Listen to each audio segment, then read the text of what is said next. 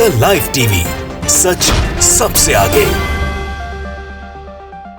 नमस्कार, the live TV देख रहे हैं आप। आपके साथ मैं हूं आदित्य कुमार। भारतीय जनता पार्टी जम्मू कश्मीर को लेकर बड़े बड़े दावे कर रही थी कि हमने तो नोटबंदी कर दिया, अब वहां पत्थरबाजी नहीं होगी, हमने 370 हटा दिया है, अब वहां पर आतंकी घटनाएं नहीं होंगी। लेकिन आतंकी घटनाएं रुकने का नाम नहीं ले रही हैं। टारगेट किलिंग बार बार हो रही है और जम्मू कश्मीर में कश्मीरी पंडितों को निशाना बनाया जा रहा है। लेकिन भारतीय जनता पार्टी वाले बिल्कुल चुप बैठे हैं। अब मीटिंग करनी पड़ रही है। मीटिंग करके सुरक्षा दृष्टिकोण को ध्यान में रखने की बातें अमित शाह द्वारा की जा रही है। तो मीटिंग किस लिए है? जब हालात बिल्कुल सुधरण हो गए हैं, जब आप कश्मीर फाइल्स फिल्म का प्रमोशन कर रहे हैं, जब आप कश्मीर के बारे में बड़ी बड़ी बातें कर रहे हैं कि हमने कश्मीरी पंडितों के लिए ये कर दिया वो कर दिया, तो अब इसकी जरूरत क्यों पड़ गई? क्यों यह बैठक बुलानी पड़ी है?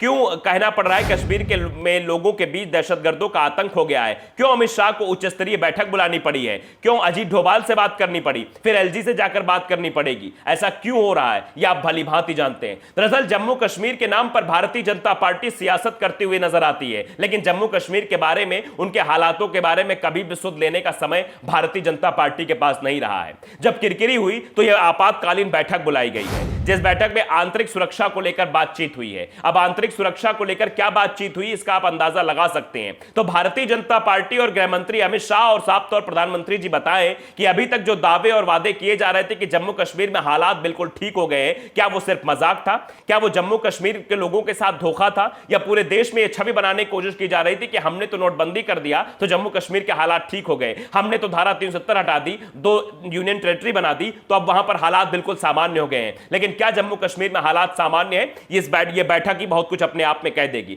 बैठक इसीलिए बुलानी पड़ रही है क्योंकि दो हत्याएं हो गई हैं। पहले तहसील के ऑफिस में घुसकर एक तहसील कर्मचारी की हत्या कर दी जाती जिसका नाम राहुल भट्ट है। उसके बाद बैंक में घुसकर एक बैंक कर्मचारी यानी बैंक मैनेजर की हत्या कर दी जाती है। तो अब सवाल खड़े हो गए कि आखिरकार भारतीय जनता पार्टी क्या कर रही है। पिछले 18 दिनों से जम्मू कश्मीर में कश्मीरी पंडित लगातार आंदोलनरत हैं। वो ये मांग कर रहे हैं कि जो राहत पैकेज दिया गया उसमें जो बॉन्ड साइन कराया गया उसको तुरंत बॉन्ड वापस लिया जाए। हम यहां नहीं रह पाएंगे, हम दहशत में हैं, हम खौफ के साए में जीवन जीने को मजबूर हैं। कब क्या हो जाए कुछ पता नहीं है। लेकिन सरकार इस ओर ध्यान नहीं दे रही थी। अब हाई लेवल की मीटिंग जरूर बुलाई जा रही है। क्या इस हाई लेवल की मीटिंग से सब कुछ सामान्य हो जाएगा? क्योंकि भारतीय जनता पार्टी के नेता तो बड़े बड़े दावे कर रहे थे। अंधभक्त लगातार सोशल मीडिया पर ट्वीट कर रहे थे कि धारा 370 हट गया है, अब वहां प्लॉट लेंगे, फ्लैट लेंगे, वहां पर घर बनाएंगे, सुख चैन से वहां रहेंगे। ये सब बातें की जा रही थी। तो ये सब बातें क्या सिर्फ और सिर्फ अफवाह थी? क्या भारतीय जनता पार्टी ने लोगों के साथ छल किया? सिर्फ जम्मू कश्मीर ही नहीं बल्कि पूरे भारत देश के साथ छल किया? अगर यह सब सही था तो एक के बाद एक टारगेट किलिंग क्यों हो रही है? पहले एक तहसील कर्मचारी की हत्या कर दी जाती है, उसके बाद बैंक में घुसकर एक बैंक मैनेजर की हत्या कर दी जाती है। ऐसे में सवाल बहुत बड़े हैं। राहुल गांधी ने भी एक ट्वीट किया है। राहुल गांधी ने ट्वीट किया कि आखिरकार क्या है भाई, क्यों ऐसा हो रहा है? उन्होंने कहा कश्मीर में पिछले 5 महीनों में 15 सुरक्षाकर्मी शहीद हो गए, 18 नागरिकों की हत्या कर दी गई है, कल भी एक शिक्षिका की हत्या कर दी गई। 18 दिनों से कश्मीरी पंडित धरने पर हैं, लेकिन भाजपा 8 साल का जश्न मनाने में व्यस्त है। उसके लिए समय प्रधानमंत्री नरेंद्र मोदी के पास है, लेकिन यहां के लोगों की पीड़ा सुनने का वक्त नहीं है। प्रधानमंत्री जी, ये कोई फिल्म नहीं है, आज कश्मीर की सच्चाई है। बिल्कुल ये सही बात राहुल गांधी ने लिखी है कि रियल लाइफ और रील लाइफ में बहुत अंतर होता है। रियल लाइफ में जो स्थितियां दिखाई गई हैं वो इसके बिल्कुल इतर है। क्या वाकई में भारतीय जनता पार्टी ने जम्मू कश्मीर में कश्मीरी पंडितों के लिए कुछ काम किया है? इसका अंदाजा आप इसी बात से लगा सकते हैं कि पिछले 18 दिनों से जम्मू कश्मीर में कश्मीरी पंडित धरने पर हैं। वो लगातार मांग कर रहे हैं, वो कह रहे हैं कि उनका राहत पैकेज जो दिया गया है उसमें जो बॉन्ड साइन कराया गया कि घाटी में ही रहना है, हम घाटी में नहीं रहना चाहते क्योंकि हमारे परिवार के लोग यहां महफूज नहीं है, हमको कहीं और शिफ्ट किया जाए, कहीं और नौकरी दी जाए। अब इसको लेकर कई बार प्रदर्शन हुआ है, यहां तक कि लोगों ने सर मुंडवा दिया, लेकिन फिर भी प्रधानमंत्री जी को फिक्र नहीं हुई कि कश्मीरी पंडितों के बारे में देख ले जाके। लेकिन हां, फिल्म का प्रमोशन करने में सब व्यस्त हैं। आप देख रहे हैं कि एक के बाद पहले द कश्मीर फाइल्स फिल्म का प्रमोशन हुआ, उसके बाद एक और ऐतिहासिक फिल्म बनी, उसके प्रमोशन में मोदी की पूरी कैबिनेट लगी हुई है और अब योगी कैबिनेट भी आज लग गई है। तो यह सब काम किया जा रहा है, यानी सिर्फ और सिर्फ फिल्मों के प्रमोशन को बढ़ावा दिया जा रहा है और लोगों के वास्तविक जीवन से कोई संबंध नहीं है। सब काल्पनिक घटनाओं पर आधारित चीजें दिखाने की कोशिश की जा रही है और उसी का प्रमोशन करने के लिए भारतीय जनता पार्टी पूरी तरीके से लगी हुई है। लेकिन स्थितियां क्या है यह आप भलीभांति लगा सकते हैं अंदाजा। देखिए, सीआर राय का है, वो एक ट्वीट करते हैं कि हर रोज एक हत्या एक साजिश है।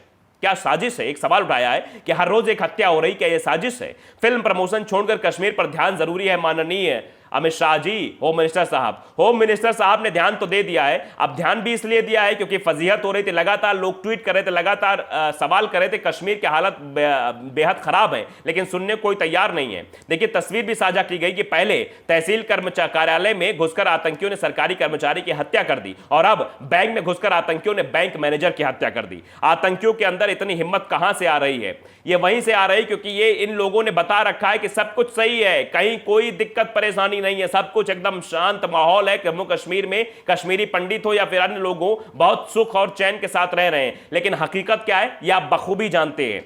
अशोक सेवन ने उन्होंने भी एक ट्वीट किया है, लिखा है कि इस सप्ताह 100 से अधिक हिंदू परिवार कश्मीर घाटी से फरार भाग गए हैं, यानी वहां से पलायन कर रहे हैं, मजबूर हो गए पलायन करने पर, क्योंकि वहां रहेंगे तो उनको मार दिया जाएगा। एक के बाद एक टारगेट किलिंग की जा रही है। मोदी ने अगस्त 2019 में धारा 370 को रद्द कर दिया था और हिंदू दक्षिणपंथी शेखी बघार रहे थे कि वे जमीन खरीदेंगे और कश्मीर में रहेंगे। तो अब बताइए जरा, जो शेखी बघारी गई थी वो कहां गई है? ये बड़ी बड़ी बातें जो की गई थी कि पीएम पैकेज के कई मुलाजिम जम्मू की ओर रवाना कर कर चुके हैं पलायन, यानी कई लोग हैं जो घाटी में रहना नहीं चाहते, जो पलायन जिनको पीएम पैकेज के तहत नौकरी भले मिल गई लेकिन नौकरी नहीं करना चाहते, वो घाटी से पलायन कर चुके हैं क्योंकि जान ज्यादा प्यारी है। जान से बढ़कर कुछ नहीं है, जान है तो जहान है, ये भी स्लोगन आपने पढ़ा और सुना देखा होगा।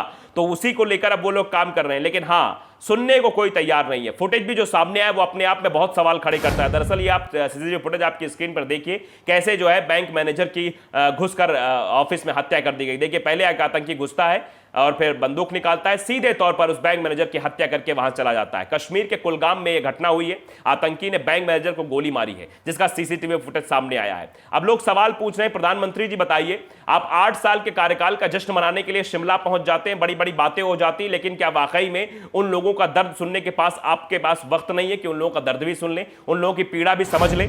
सौरभ सिन्हा है, वो लिखते हैं प्रधानमंत्री अपने 8 साल के कार्यकाल का जश्न मना रहे हैं, मगर 18 दिनों से धरने पर बैठे कश्मीरी पंडितों के पास जाने का साहस नहीं जुटा पा रहे हैं। प्रधानमंत्री ऐसे हाले कश्मीर को छिपा पाएंगे?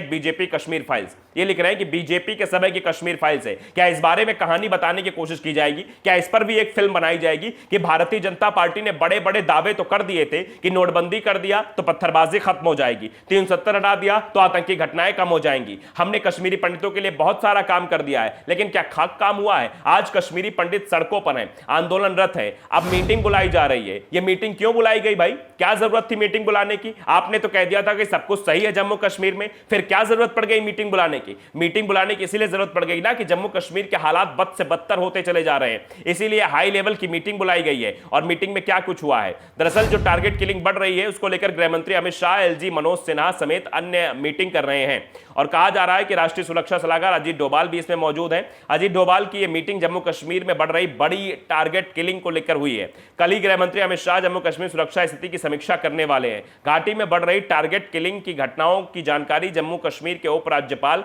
मनोज सिन्हा गृह मंत्री अमित शाह को देने वाले हैं। ऐसे में राष्ट्रीय सुरक्षा सलाहकार एनएसए के साथ गृह मंत्री अमित शाह और रॉ प्रमुख की भी यह मीटिंग बेहद अहम। हालांकि मीटिंग का यह मकसद क्या है इसको लेकर आधिकारिक सूत्रों की तरफ से भी कोई खुलासा नहीं हुआ है। फिलहाल ये मीटिंग बुलाई गई, आप अंदाजा लगा सकते हैं कि जम्मू कश्मीर के हालात कितने बद से बदतर हो गए हैं, लेकिन हाँ उन हालातों का जायजा लेने के लिए प्रधानमंत्री नहीं जा सकते हैं। प्रधानमंत्री जी जम्मू कश्मीर नहीं जाए क्योंकि उन्हें अपने 8 साल कार्यकाल का जश्न जो मनाना है, जश्न में खलल हो जाएगी अगर जम्मू कश्मीर चले जाएंगे वो, क्योंकि जम्मू कश्मीर में कश्मीरी पंडित लगातार ये मांग कर रहे हैं कि हमारी सुनो सरकार, क्योंकि उनको तो पॉलिटिकल टिश्यू पेपर के रूप में समझ लिया गया है, उनकी कहीं नहीं सुनी जा रही है। तो द लाइव टीवी अगर आपने सब्सक्राइब नहीं किया, सब्सक्राइब जरूर करिए, बेल आइकन दबाइए ताकि सच खबर आप तक पहुंचती रहे। नमस्कार। द लाइव टीवी, सच सबसे आगे।